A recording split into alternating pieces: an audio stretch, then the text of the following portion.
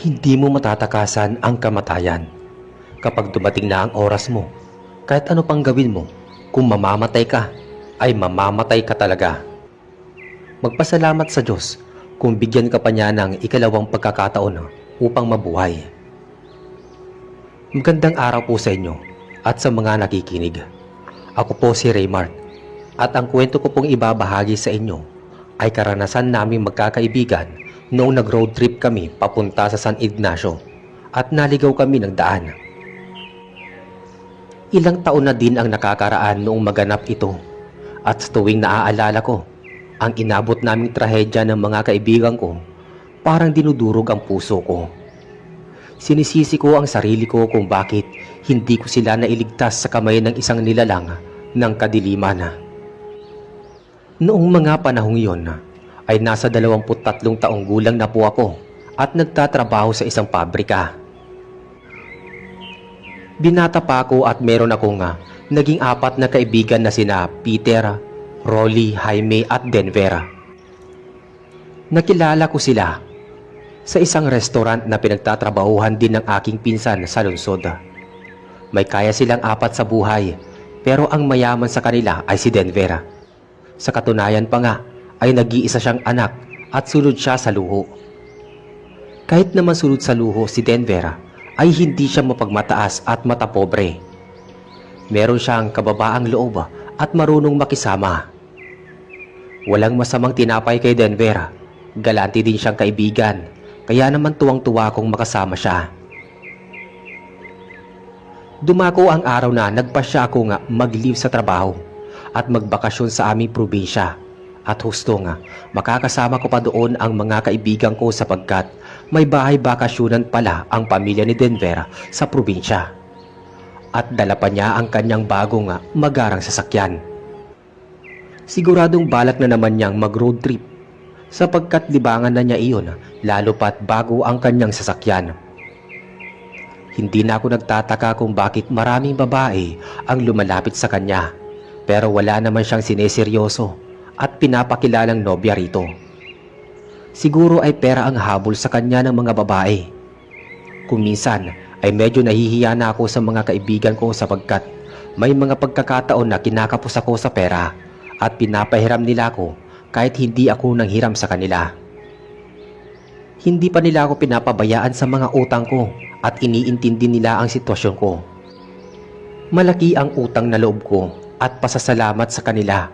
Kaya kahit sa maliit na pabor na hinihiling nila ay pinagbibigyan ko sila. May mga araw kami nagro-road trip sa mga ruta na alam ni Denver. Nagbabaon kami ng makakain at maiinom namin sapagkat naaalala niya noong bata pa siya na bilin ng kanyang yumaong lola na huwag kakain o bibili sa mga tindahan o karinderya na masusumpungan sa bahaging papuntang San Ignacio sa tuwing nagro-road trip sapagkat balita noon sa kanila ang mga manlalason at mangkukulam. Tumatak iyon sa isip ni Denver kaya kahit kailan ay hindi siya bumibili ng mga pagkain sa tuwing nagro-road trip kami. Wala kaming mga nobya pero masaya kaming magkakasama. Marahil ay hindi pa namin panahon upang umibig at pumasok sa seryosong pagre-relasyon. Sapat na sa aming gumala at magkasama-samang magkakaibigan kahit sa mga simpleng gawain. Hindi naman tutol ang aking mga magulang sa pakikipagkaibigan ko sa kanila. Basta't hinay-hinay lamang ako sapagkat may kaya sila sa buhay at wala silang pakialam kahit magwaldas sila ng pera. Noong una ay masaya kahit nakakapagod ang aming pagbabiyahe. Pero sumapit ang dapit hapon ay niyaya kami mag-road trip ni Denver papuntang San Ignacio. May pupuntahan pala siyang kaarawan ng kanyang pinsan at noong medyo maaga pa ay naisipan niyang lumiko ng daan sa isang masukal at madamong daan.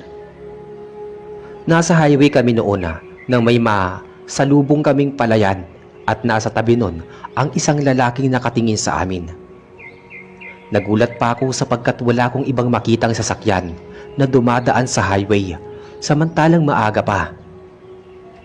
Naisip ko na baka kami lamang ang dumadaan doon at hindi talaga iyon dinadaanan ng ibang sasakyan.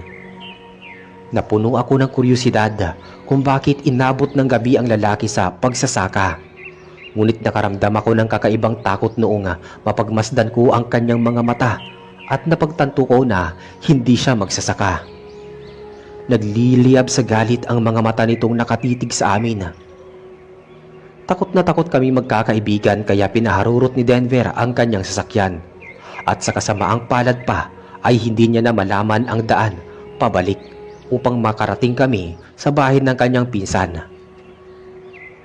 Nagdire-diretso si Denver sa pagmamaniho at direkta siyang nakatingin sa daan hanggang sa makalayo kami sa palayan at nakahinga na ako ng maayos. Medyo madilim at walang mga ilaw ang bawat poste. Isa pa ay lumubog na ang araw kaya kinakailangan ni Denver na gumamit ng ilaw sa unahan ng kotse upang makita namin ang daan. Hindi pa naman nagtatagal ay may nadaan kaming isang sira at lumang bahay kung saan nasumpungan na naman namin ang misteryosong lalaki. Sa pagkakataong yun ay meron siyang kinakain na hindi namin mawari sa tabi ng bahay. Napamura si Peter at tinanong niya kami kung anong kinakain ng lalaki. Pero ni isa ay walang sumagot sa amin sapagkat hindi rin namin alam kung anong isasagot namin sa kanya. Napuno ng kuryosidad si Denver at aksidenteng natapatan ng ilaw ng sasakyan ang lalaki. Laking gulat namin nang makita itong punong-puno ng dugo ang bibig, namumula ang mata at malalago ang mga balahibo sa buong katawan. Umaangil ito at tinapunan kami ng masasamang tingin. Kaya nagmamadali kami nagmaniobra at pinaharurot na naman ni Denver ang kanyang sasakyan. Nataranta kaming lahat at naisip na baka aswang ang lalaking nakita namin. Posibleng tao ang kinakain niya at tiyak na susundan niya kami upang patayin na. Nakipagtalo si Peter kay Denver at sinabi niyang bumalik kami sa lugar na aming dinaanan dahil siguradong may daan doon patungo sa bahay ng kanyang pinsan. Tumanggi si Denver. Paliwanag niya kung babalik kami sa lugar na aming dinaanan ay baka sigurin kami ng lalaki at mapadali ang pagpatay sa amin. Hindi pa rin tumitigil si Peter. Sinisisi niya si Denver at sinabihan pa na kapag may nangyari sa aming masama ay kasalanan niya ang lahat ng iyon. Doong sumabog ang tensyon, nag-umpisang magtaas ng boses si Denver at nagkamurahan pa silang dalawa. Mabuti na lamang at pinagtulungan namin silang awatin ni Rolly at Jaime bago pa kami maaksidente sa daan dulot ng kanilang pag-aaway. Sumandaling tumahimik ang bawat isa. Nakiramdam kami sa paligid ng biglang may paparating na luma at bulok na sasakyan sa aming bahaging likuran. Binunggo nito ang likod ng aming sinasakyan. Nagmamadali kaming makausad pero sinasadya ng driver na sirain ang kotse namin. Kung saan-saan kami napatama, nauntog at napahampas sa muka. Dulot ng malakas na pagkakabunggo sa amin. Nagalit at binulyawan ni Rolly ang taong bumubunggo sa amin pero wala itong epekto at nagpatuloy lamang ito sa kanyang ginagawa. Pilit nitong binubunggo ang aming likuran at dahil doon ay nagpanik kami magkakaibigan, lalo nang sumalida at nakipag-unahan sa amin ang driver. Namilog ang mga mata namin nang makita iyong mismong lalaki pala, ang driver. Ngumisi pa ito sa amin bago pinaharurot ang kanyang sasakyan. Naisip ko na hindi kami patatahimikin ng lalaki at balak talaga kami takutin at patayin. Kung meron lamang sana kaming hawak na telepono o ibang taong mahihinga ng tulong ay siguradong makakarating iyon sa mga pulis. Hindi na kontrol ni Denver ang manabela. Nataranta siya kaya lumiko ang sasakyan namin at sumalpok sa isang malaking punong kahoy. Inakala ko noon na iyon na ang aming katapusan. Saglit akong nawalan ng malay. Makalipas ang ilang sandali, nagising ako at nakita ko na natutulog sa katabi ko sina Jaime at Peter. Inalog-alog ko sila at nag-umpisa silang magdilat ng mga mata. Samantalang nagising na din si Denver at Rolly. Nung makabawi kami ng lakas ay pilit na pinaandar ni Denver ang sasakyan.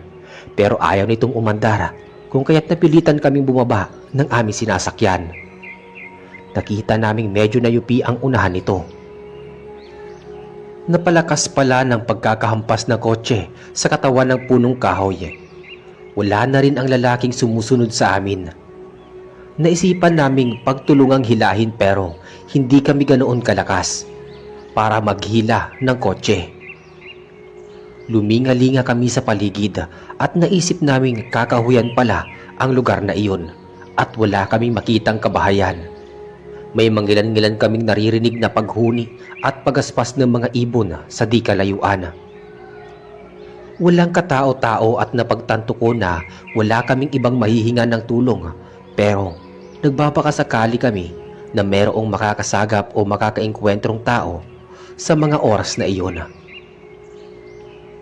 Kinuha namin sa loob ng sasakyan ang mga flashlight sapagkat medyo madilim na sa may gawing kakahuyan at pagkatapos ay nag-umpisa kaming maglakad at naghanap ng tulong sa pusod ng kakahuyan. Natakot kaming bumalik sa highway sa pag-aakalang tatambangan na naman kami ng naikwentro naming lalaki. Kaya luminga-linga kami sa paligid pero panay talahiban at punong kahoy. Gayon din ang mabatong daan ang aming nakikita. Medyo kinakabahan ako sa aura ng paligid. Hindi maganda ang kutob ko. Pakiramdam ko ay hindi kami ligtas sa lugar na iyon at posibleng may mga mababangis na hayop na nakaabang sa amin. Nakakarinig kami ng mga kaluskos sa paligid kaya hindi namin mapigilang mapalingon. Tila napapraning na kami sa tuwing may naririnig kaming mga kalabog sa paligid. Nagtaasan pa ang mga balahibo namin noong makarinig kami ng mga yabag ng mga paa na sumusunod sa aming direksyon. At pakiramdam namin ay nagmamadali itong makarating sa aming kinaroroonan. Sinikap naming patayin ang flashlight upang hindi iyon makalikha ng kaguluhan. Mas mapapadali kami makita ng mabangis na mga hayop kung bukas ang mga flashlight. Noong nawala ang liwanag ay naisip naming hindi naman pala ganoon kadilima ang kapaligiran. Kahit paano ay naaaninag namin ang buong kakahuyan. Habang naglalakad ay hindi pa rin mawala sa isip ko ang itsura ng lalaki na nakasakay sa kotse. Nakakatakot ang mga malalalim at nagbabaga nitong mga mata. Gayon din ang matutulis na mga pangil at malalagong balahibo sa buong katawan. Pakiramdam ko anumang oras ay pwede niya kaming salakayin at sigurado ako na siya rin ang sumusunod sa aming magkakaibigan. Wala na akong ibang pagdududahan sapagkat matapos naming mabunggo sa malaking punong kahoy ay basta na lang siyang naglahong parang bula. Maya-maya nagtayuan ang mga balahibo ko sa batok noong marinig ko ang mga pag-angil at parang may naaamoy akong mabaho at masangsang na amoy malapit sa aming kinaroroonan. Naisip ko na may mabangis na hayop sa paligid at posibleng naaamoy at nararamdaman kami nito. Sabay-sabay kaming lumingon at nakita namin sa di kalayuan. At ilang hakbang na lamang ang layo sa amin na isang lalaki nanlilisik ang mga namumulang mga mata. Tumutulo ang laway nito at may malalaki pa siyang pangil at matatalas na kuko. Napasigaw si Rolly. Doon kami nag-umpisang kumaripas ng takbo at kung saan-saan kami dumaan hanggang sa magkahiwa-hiwalay kami. Napahiwalay ako sa mga kaibigan ko. Akala ko noon ay papanawan na ako ng ulirat sa sobrang takot. Nakakita ko ng malaking batuhan. Sumiksik ako at nagtago. Habol hininga ako nagpahinga at pilit na pinapakalma ang aking sarili. Pinunasan ko ang mga butil-butil na pawis sa aking noo. Walang ano-ano ay may biglang bumagsak sa aking harapan. Namulagat ako nung makita ko ang kaputol na braso at nakilala ko ang bracelet nito. Napatakip ako sa bibig noong maisip ko na braso iyon ni Peter. Halos bumaliktad ang sikmura ko noong mapagmasdan ko ang kanyang braso. Narinig ko na may sumigaw na lalaki at humihingi ng tulong. Nagimbal ako nang marinig ko ang boses ni Peter. Nilakasan ko ang loob ko at dahan-dahan akong tumayo, saka lumabas sa may batuhan. Nakita ko ang aswang na sinakmal ang lieg ni Peter At sarap na sarap ito at sa pagkagat sa kanya. Bago pa nito itinulak ang bangkay nito sa lupa. Maya-maya ay tumigil ito sa kanyang ginagawa at suminghot-singhot sa paligid na para bang may naaamoy. Alam ko na hindi magtatagal ay maaamoy niya kung nasaan ako, kaya nakaramdam ako ng takot at pangamba. Bumalik ako sa batuhan at naghintay na umalis ang aswang. Tahimik akong nakikiramdam kahit kumakabog ang pintig ng puso ko. Hiniling ko na sana ay lumubog na ako o maglaho mula sa batuhan upang hindi ako makita ng aswang. Pero mabuti pa rin ang Diyos. Iniligtas niya ako sa tiyak na kamatayan. Nagpalipas ako ng ilang minuto at noong tumahimik ang paligid, ay saka ako umalis mula sa batuhang pinagtataguan ko. Lumapit ako sa bangkay ni Peter at parang dinurog ang puso ko nang mapagmasdan ko ang luray-luray na katawan nito. Umiiyak ako at parang dinudurog ang puso ko noong mga sandaling yon. Matagal ako bago nakabawi. Naisip ko na hindi ligtas kung mananatili ako sa lugar na yon, kaya naglakad ako sa kasukalan at nagbabaka sakali na matagpuan ko ang mga kaibigan ko at mailigtas sila sa kamay ng aswang. Luminga-linga ako sa paligid at nanigurado na walang sumusunod sa akin. Nagpatuloy ako sa paglalakad ngunit walang ano-ano ay natigilan ako sa paghakbang nang marinig ko na may sumigaw na naman. Tumakbo ako ng mabilis at inalam ko kung saan nagmumula ang tinig. Hinanap ko at natagpuan ko si Rolly na naliligo sa sariling dugo. Butas ang dibdib nito, gayon din ang tiyan at nakalabas ang kanyang bituka. Luminga-linga ko at naningkit ang mga mata nung maaninag ko ang aswang sa tabi ng puno ng nyog. Nilamo nito ng buo ang puso at atay ni Rolly. Kinuyom ko ang aking kamao habang bumabagtas ang mga luha mula sa aking mga mata. Gusto kong atakihin ang aswang pero napakabilis nitong maglaho na parang may tagabulag. Tumakbo ako ng tumakbo at sa hindi sinasadyang pangyayari ay nakabunggo ko si Jaime. May hawak pa siyang flashlight at hustong tumama ang flashlight sa mukha ko bago kami parehas na napahiga sa damuhan. Pumangon kami at isiniwalat ko sa kanya ang nangyari kina Rolly at Peter. Halos mapaluha siya at magwala pero hindi nagtagal ay tinanong ko siya kung nakita niya si Denver at umiling-iling siya sa akin. Nabanggit niyang nagtungo siya sa sapa at wala siyang nakitang sino man kaya naglakad-lakad siya at nasumpungan niya ako. Sinabihan ko siya na kailangan namin magtulungan at huwag kami maghihiwalay hanggang sa matagpuan namin si Denver. Hindi na makakaya ng konsensya ko na makitang mapatay ng aswang ang isa sa mga kaibigan ko. Sumang-ayon siya sa akin at tinahak namin ang madamong daan. Tiniis naming hindi gumamit ng flashlight sa takot na masundan kami ng aswang. Pagod na pagod kami pero hindi kami tumigil sa paglalakad. Hinanap namin si Denver. Ngunit kahit saan mapadako ang aming paningin ay wala kami makitang presensya ng aming kaibigan. Sa kamalasan namin ay bumulaga sa harapan namin ang aswang. May nakuha ako nga malaking kahoy pero napakabilis kumilos ng aswang. Humarang sa harap ko si Jaime at nakalmot siya sa balikat ng aswang. Nagulat ako at pilit akong lumapit sa nilalang at walang habas ko itong pinaghampas ng 2 beses sa kanyang ulo. At noong mapahawak ito sa kanyang ulo ay inalalayan ko si Jaime upang makapaglakad palayo sa naturang nilalang. Inakala namin makakalayo na kami pero sinuntok ako sa likuran ng aswang. Kamuntik na akong mawala ng balanse. Humarap kami sa aswang at bigla niyang winasiwas ang kanyang mga matatalas na kuko. Isinalag namin ang aming mga kamay sa aming muka. Naisip ko na katapusan ko na at hindi ko na magagawang magpaalam sa aking pamilya. Hindi ko akalaing matatapos ang buhay ko sa isang kahindik-hindik na pangyayari. Subalit nagkamali pala ako sa aking akala. Makalipas ang ilang minuto ay nakarinig kami ng malalakas na putok ng baril. Inalis namin ang aming mga kamay at nakita naming tinamaan sa kaliwang dibdib ang aswang.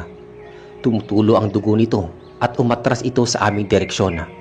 Pagkatapos ay biglang nagbagong anyo ang aswang bilang isang malaking aso at tumakbo ito ng pagkalayo-layo hanggang sa hindi na namin masilayan. Tinulungan ko si Jaime. Napapangiwi ito sa sobrang sakit habang nakahawak sa kanyang balikat. Para akong nabunutan ng tingit sa lalamunan noong makaligtas ako sa napipintong kamatayan. Nahagip ng aming paningin ang isang lalaki nakasuot ng salapot. Gayon din ang pananamit nito bilang magsasaka. May hawak itong rifle at nakatingin sa aming mabuti. Unti-unti ito lumapit sa amin at doon kami kinabahan ni Jaime na baka barilin kami nito. Bahagya kaming umatras at nagbalak na tumakas, subalit nagsalita ang lalaki at tinanong kung nasa maayos ba kaming kalagayan. Tumugon kami at sumang-ayon sa kanya. Walang salitang namutawi sa aming mga labi at talagang nanunuyo ang aming mga lalamunan. Ngumiti siya sa amin at nagpakilala bilang si Mang Bernardo. Nakatira siya sa may bahaging tabing ilog na malapit sa kakahuyan. Isa siyang mangangahoy at kasama niyang naninirahan ang kanyang binatilyong anak na si Roberto. Sinabi niya sa amin may narinig siyang tinig ng isang lalaki na sumisigaw at humihingi ng saklolo habang bumabagtas sa tabing ilog. Nagmamadali ito na para bang tinatakbuhan. Lumabas siya ng bahay, dala ang kanyang rifle at itak upang matulungan ang taong nangangailangan ng tulong. Pero nabigo siyang makita ito. Nang mapansin niyang walang katao-tao, pero sa di kalayuan ay nakarinig siya ng manakanakang mga pag-angil, kung kaya't naisip niyang marahil ay kinakailangan niyang mailigtas ang buhay ng lalaki sa kamay ng aswang. Pumasok siya sa kasukalan at natagpuan niya kaming dalawang magkaibigan na takot habang nilalapitan ng nilalang. Nakahanap naman siya ng tiyempo upang asintahin ng aswang gamit ang kanyang rifle.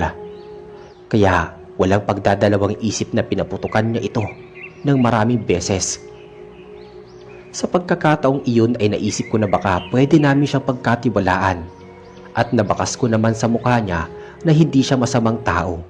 Kaya kinausap ko siya at humingi ako ng tulong kung maaari ay hanapin namin si Denver, ang aming nawawalang kaibigan, at nagbabaka sakaling maililigtas sa aswang.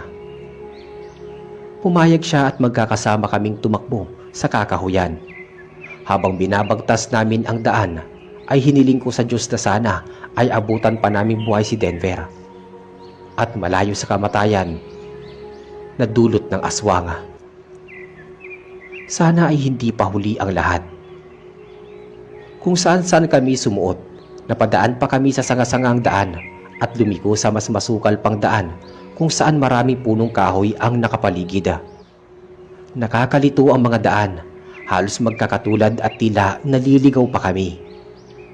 Suwestyon ni Mang Bernardo ay huminto na muna kami at magbaliktad ng pagsusuot ng aming mga damit, sapagkat nararamdaman niyang naiengkanto kami at pinaglalaruan ng ibang mga nilalang. Medyo kinabahan kami ni Jaime, pero sumunod kami sa kanyang mga utos at ganun nga ang aming ginawa. Pagkatapos namin magbaliktad ng aming damit, ay saka kami nagpatuloy sa pagtahak sa masukal na daan. Medyo nagbago ang imahe ng daan at doon namin napagtanto ni Jaime na hindi na kami naliligaw. Maya-maya ay nakarating kami sa isang talahiban na puno ng mga matatayog na kakahuyan. May narinig kaming boses na boreto ng lalaki na tinatawag ang mga pangalan ng aming mga kaibigan. Humahangos ito at tila hirap na hirap sa pagsigaw dahil medyo namamaos na siya. Nagkatinginan kami ni Jaime at nabuhayan ng loob noong maisip namin na si Denver ang lalaking yon. Balak na sana namin siyang tugunin, pero sinenyasan kami ni Mang Bernardo na tumahimik at maglakad sa lugar na pinagmumulan ng boses. Lumapit kami ng lumapit at inakala naming matatagpuan na namin siya, pero biglang tumahimik ang paligid. Hindi nagtagal ay may kung ano nga kumalabog at bumulagtang bulto na malapit sa aming direksyon. Inalam namin iyon at noong napaapak ng maliit na sanga si Jaime at nakarinig kami ng mga pag-angila at malalim na hininga ng aswang. Sinipat namin mabuti ang pinagmumulan nito at nagulantang kami noong mapadako ang mga mata namin ni Jaime sa talahiban kung saan nakasandal sa malaking punong kahoy si Denver at wala itong malay. Punit-punit ang kanyang damit at may mga sugat siya sa katawan.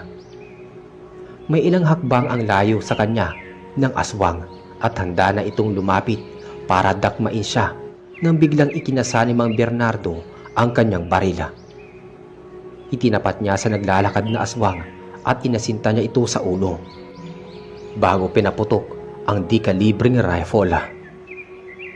Pinaputukan niya ng 3 beses sa ulo at 2 beses sa dibdib ang aswang at sumambulat ang masagana nitong dugo sa lupa bago ito tuluyang bumulagta. Nagtakip kami ng tenga ni Jaime at ganoon na lang ang mga takot na aming nararamdaman. Inakala namin na bingi kami sa malakas na tunog pero hindi pala. Epekto lamang pala iyon ng matinding pagkagulat at reaksyon sa nangyari.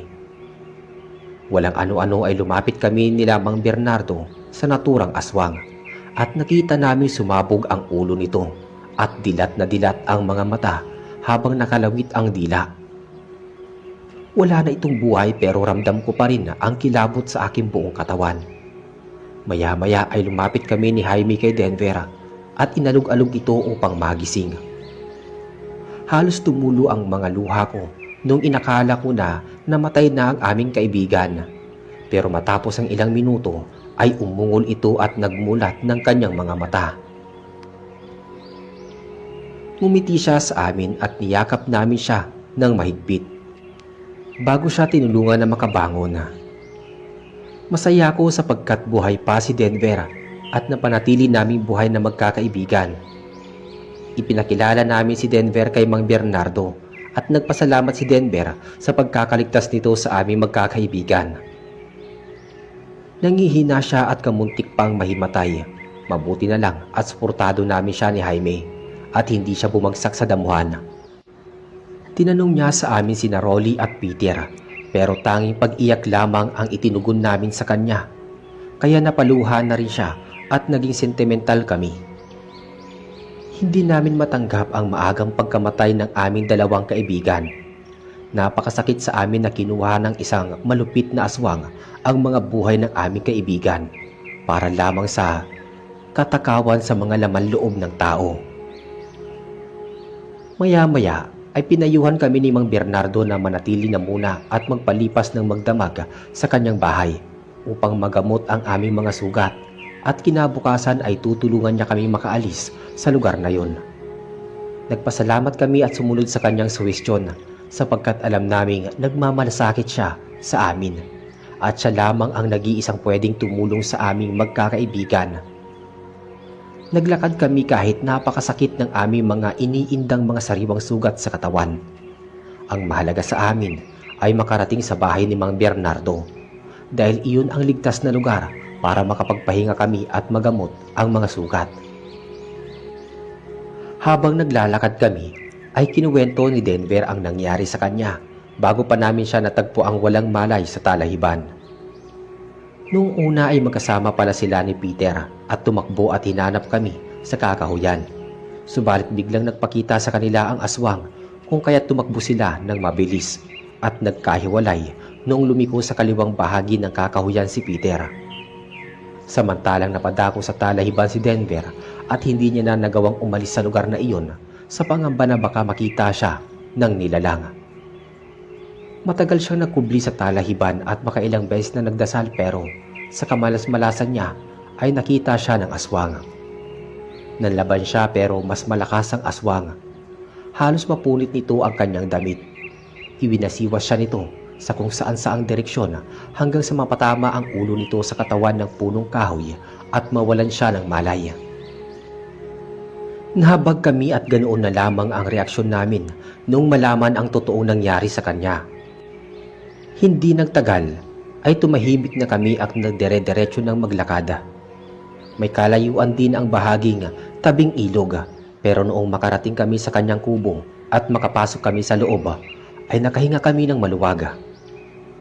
Inabutan namin nasa kusina ang binatilyong anak ni Mang Bernardo. Ipinakilala niya ito sa amin bilang si Roberto. Magiliw siyang nakipagkilala sa amin at noong inutusan siya ni Mang Bernardo na kumuha ng palanggana na maligamgam na tubig, malinis na bimpo at halamang gamot, ay mabilis siyang kumilos na parabang sanay na sanay sa mga biglaang gawain. Pinaupo kami magkakaibigan ni Mang Bernardo sa mahabang lamesang kawayan at pagbalik ni Roberto ay dala na niya lahat ng mga kagamitan. May inilapag pa siyang garapa sa lamesa na may lamang dinikdik at pinong halamang gamot. Bukod doon ay may inilabas si Mang Bernardo na butilyang naglalaman ng lana. Kinuha niya ang bimpo at binasa ng maligamgam na tubig mula sa palanggana bago ipinunas sa aming mga sugat. Napangiwisin na Jaime at Denver dahil medyo malaki ang kanilang pinsala kaysa sa akin. Pagkatapos na mahugasan ang kanilang mga sugat ay binuksan ni Mang Bernardo ang butilya at ipinahid ang lana sa aming mga katawan, lalo na sa balikat ni Jaime at dibdib ni Denver. At saka bumulong ng dasal si Mang Bernardo at kasunod nun ay inilabas niya ang mga dinikdik na halamang gamot at itinapal sa mga sugat ng mga kaibigan ko. Pagkatapos na umusal ng dasal ni Mang Bernardo, ay inutusan pa niyang kumuha ng mga putol-putol na tela si Roberto bilang pambigkis sa mga sugat ni Denver at Jaime. Wala pang ilang saglit ay bumalik na si Roberto dala ang mga tela. Tinalian ni Mang Bernardo ang mga sugat ng mga kaibigan ko. Kahit paano, ay nakita kong guminhawa ang pakiramdam ng mga kaibigan ko. Matapos ang panggagamot sa kanila, ay iniligpit ni Roberto ang lahat ng mga kagamitan na ginamit sa panggagamot. Ipinahayag sa amin ni Mang Bernardo na isa siyang Sorohano. Bukod sa pagiging mangangahoy, ay matagal na siyang gumagamot ng mga tao sa tuwing nagagawi siya sa bayan. Hindi madali ang kanyang trabaho at alam niyang palagi nasa panganib ang buhay nilang mag-ama dahil nakatira sila sa kakahuyan na pinamumugaran ng mga aswang at maligno. Kaya naman nag-aral siya ng pakikipagkumbate at nagdala ng armas tulad ng baril, itak, upang maproteksyonan ang kanilang mga sarili. Itinanong pa niya na kung bakit kami pumunta sa kakahuyan at kung hindi ba namin alam na iyon ay pinakadelikadong lugar sa bahagi ng Visaya noong mga panahong yun, dahil maraming masasamang elemento ang nagkalat kahit ang mga rebelde kung minsan ay doon nagtatago at pumapaslang ng mga tao.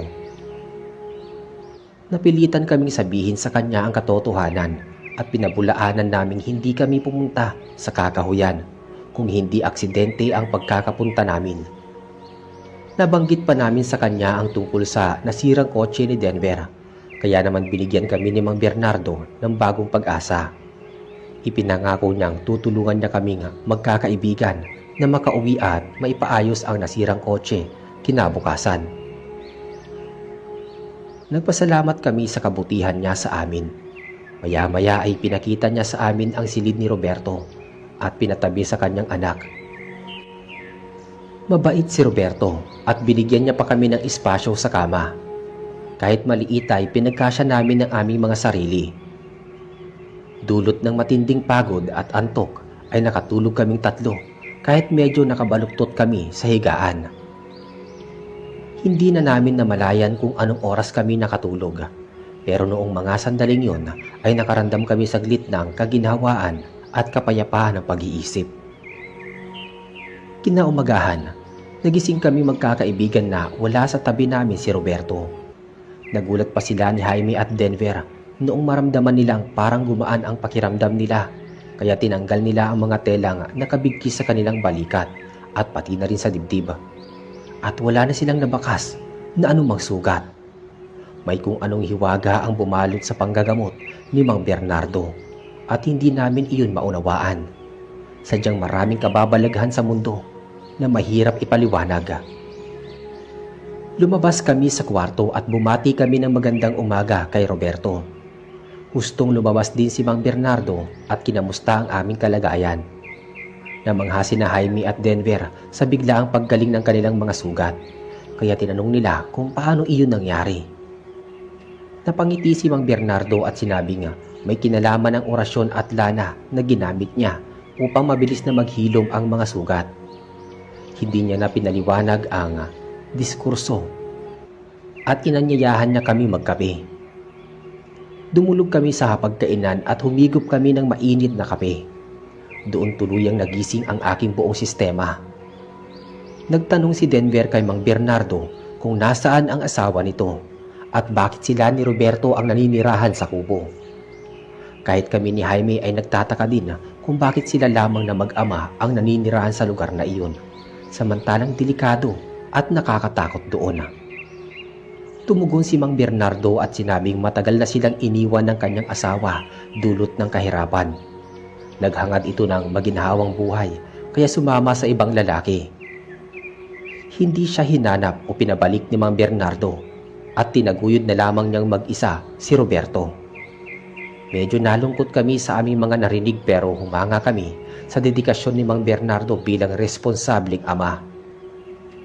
Tinapik niya ako sa balikat at sinabi niyang susunod ay mag-iingat kami at huwag basta-basta pumasok sa lugar na hindi namin alam. Dagdag pa niya na kung magro-road trip kami ay siguraduhin naming malayo kami sa talahiban, kakahuyan o kagubatan sapagkat malapit iyon sa disgrasya at mga masasamang elemento. Matapos nun ay may ibinigay siya sa aking butilyang may lana. Sinabi niyang pabaon niya iyon upang maprotektahan namin ang isa't isa laban sa mga aswang, gayon din sa mga masasamang elemento. Nagpasalamat kaming magkakaibigan sa pag-aalala ni Mang Bernardo. Noong sumikat na ang araw sa kalangitan, ay saka kami lumabas ng bahay kasama si Roberto. Malayo ang aming nilakad, halos ilang kilometro din ang bahay hanggang sa may bukana ng kakahuyan. Nakita namin ang sasakyan at sinubukan ni Denver na paandarin ang sasakyan. Himala naman itong umandar at nakarating sa highway ang kotse. Pinasakay namin ang mag-ama at naisip naming isang guri sa mga pulis ang bangkay ng aming mga kaibigan sa kakahuyan.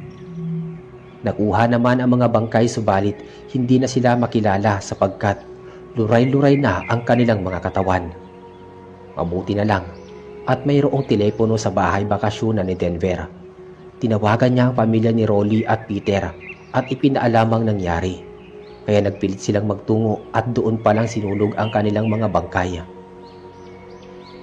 May hinanakit ang mga magulang ni Rolly at Peter sa amin, lalo na kay Denver. Hindi man lang namin natulungan ang aming mga kaibigan kahit kami ay nagsisisi sapagkat kasalanan din namin iyon. Matapos naming maglaan pa ng ilang araw sa probinsya, ay nagpaalam kami sa aming mga kamag-anak at nagpasalamat kami sa mag-amang Mang Bernardo at Roberto bago kami umalis at bumalik sa aming pinanggalingan. Simula noon ay hindi na kami kinamusta o kinausap ng pamilya ng aming mga namayapang kaibigan. Habang buhay nila kaming hindi mapapatawad at mukhang kinikimkim na nila ang sama ng loob sa amin. Nagpatuloy kami sa kanyang-kanyang pamumuhay at pilit na ibinaon sa limot ang masasakit na alaala na sinapit ng aming dalawang kaibigan.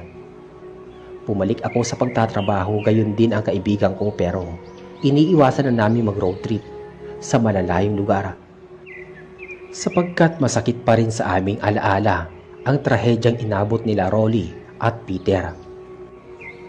Naging aral sa amin na huwag magiging mapusok, maghahangad ng masigit na kaligayahan na magdadala sa amin sa kamatayan.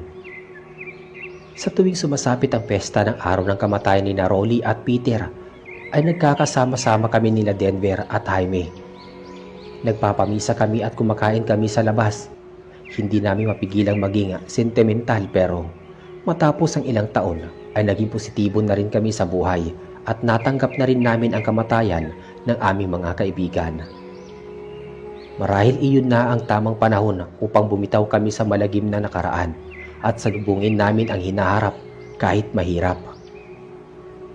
Inakala ko matatapos na ang kalbaryo ko sa mga aswang, ngunit hindi pala. Darating ang panahon na kailangan ko na namang harapin ang panibagong nakaambang pagsubok upang masukat ang tibay ng aking kalooban. Nagdaos ng reunion ang kamag-anak ng tatay ko sa may bahaging lugar kung saan medyo may kalayuan sa bahay bakasyonan nila Denver. Sa dinami-dami pa ng lugar, doon pa mismo sa may San Ignacio. Ayoko na sanang sumama subalit mapilit ang tatay ko at baka magtampo pa daw ang kanyang kamag-anak kapag hindi kami kumpletong dumalo sa reunion. Wala na akong nagawa kaya buong pamilya kami bumiyahe patungo roon. Meron na kaming kotse noong mga panahong yon at ang tatay ko ang driver. Gabi na nang magtungo kami sa bahay ng aming kamag-anak. Nagbiyahe kami noon nang biglang may nadaanan kami sa isang highway na isang babaeng nakahandusay sa daan. Duguan ito at tila na hit and run. Walang ibang sasakyan ang dumadaan sa highway kaya wala kaming ibang manghihingan na tulong. Nagtalo pa ang mga magulang ko kung bababa ang tatay ko upang tulungan ang babae at madala sa ospital. Maya-maya ay huminto ang aming kotse at bumaba ang aking ama. Hindi ko mapigilang mag-alala lalo pat bumalik ang alaala ko noong may naengkwentro kaming aswang sa tabi ng daan. Kinuha ko sa bulsa ng bag ko ang ibinigay sa akin lana ni Mang Bernardo. Pagkatapos ay bumaba ako sa kotse upang pigilan ang tatay ko. Sinigawan ako ng nanay ko at pinapabalik sa loob ng kotse. Subalit hindi ako nakinig sa kanya. Lumapit ako sa tatay ko at laking gulat ko na bumangon ang babae at hindi kaagad nakaiwas ang tatay ko dulot ng matinding pagkagulat. Ang babae ay namumula ang mga mata, sabog-sabog ang makakapal na buhok, mabangis ang muka at matatalas ang mga pangila. Dali-dali kong binuksan ang lana at hinila pa atras ang tatay ko bago pa siya madakma ng aswang. Papalapit na sa akin ang nilalang kaya sinabuyan ko siya ng lana sa muka bago kami tumakbo ng tatay ko pabalik sa loob ng kotse. Mabuti na lang at husto pagbalik namin at pagkasarado ng pinto ay hindi kami inabutan ng aswang na nasusunog ang muka. Pinaandar ng tatay ko ang kotse at pinaharurot pa atras. Nagmamadali siyang naghanap ng ibang ruta. Pabalik. Sa awa ng Diyos ay hindi na kami nasundan ng aswang at may iba kaming dinaanang lugar na mas malapit patungo sa aming kamag-anak. Habang nasa biyahe, ay tinanong sa akin ng nanay ko at tatay ko kung saan ko nakuha ang lana. Tumugon ako sa sinabing pabaon ito sa akin ng isang manggagamot na kilala ko noong nagbakasyon ako. Nagpasalamat sa akin ang mga magulang ko sapagkat nailagtas ko ang buhay ng aking ama. Nakarating naman kami ng matiwasay sa bahay ng kamag-anak ng tatay ko. May kalakihan pala ang bahay nito at halatang may kaya sa buhay. Doon ko palang nalaman na malaki pala ang kanilang angkan kumpara sa pamilya ng aking ina. Ipinaalam ng tatay ko sa kamag-anak niya ang sinapit namin sa isang aswang na nambibiktima ng mga driver at pasahero sa daan.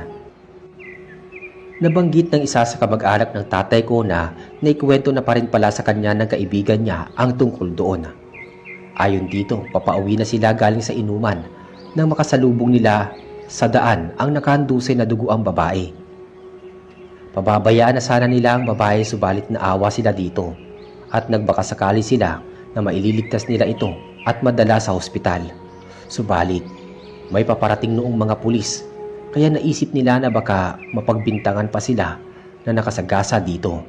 Kaya umalis na sila at ipinaalam sa mga pulis na nadaanan na lamang nila ang nakahandusay na babae sa highway.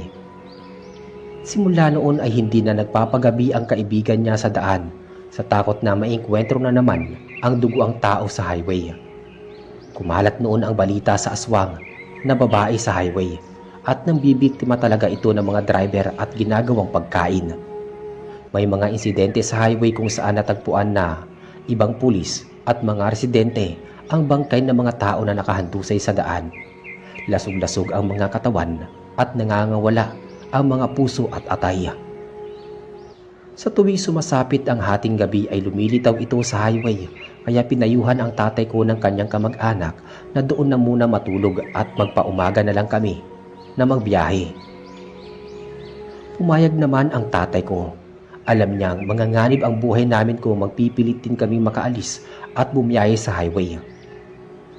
Nakiisa kami sa programa at talaga nga nag-enjoy ako sa mga palaro at masasarap na pagkain. Sa kinabukasan ay bumiyahe kami ng aking pamilya at hindi na namin nasilayang muli ang aswang sa highway. Matagal na panahon nang hindi kami bumalik sa aming mga kamag-anak at kahit kailan ay hindi na ako sumasama o nagtatangkang mag-road trip sa mga liblib na probinsya sa takot sa mga aswang. Sa kasalukuyan ay may sari-sarili na kaming pamilya ng aking mga kaibigan at madalang na din kami magkasama-sama. Pero tumatak sa isip namin ang malagim naming karanasan sa isang aswang noong mag-road trip kami papuntang San Ignacio. At dito na po natatapos ang kwento. Sana po ay may napulot kayong aral. Maraming salamat po sa inyong pakikinig. Hindi mo matatakasan ang kamatayan.